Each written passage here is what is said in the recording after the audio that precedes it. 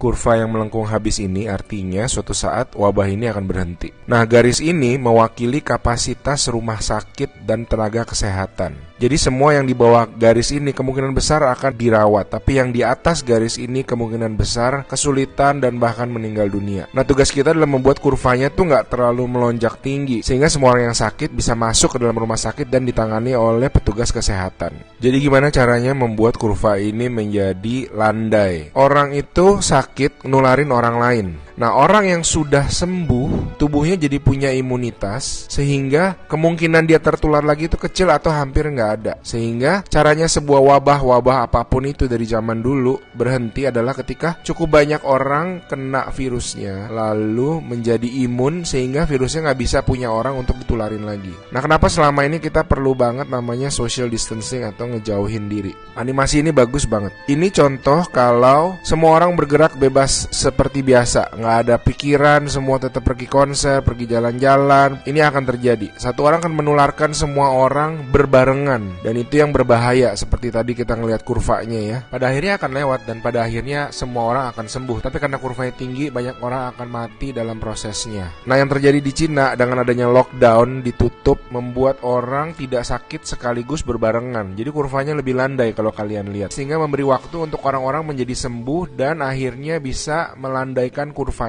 Nah, sekarang kita lihat kalau kita lakukan namanya social distancing, yaitu kalau nggak harus banget, nggak usah pergi keluar. Kalau nggak penting-penting banget, nggak usah ketemu temen, nggak usah ada social function, semuanya ditunda dulu. Kita lihat apa yang terjadi.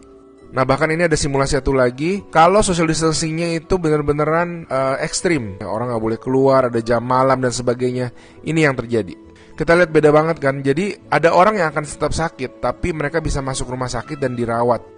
Jadi teman-teman, please do your social distancing, stay at home, work from home, anywhere you can. Ada orang-orang yang nggak bisa, saya mengerti, tapi sebisa mungkin lakukanlah semuanya itu. A good way of doing it is to imagine that you do have the virus, yeah, and change your behavior so that you're not transmitting it.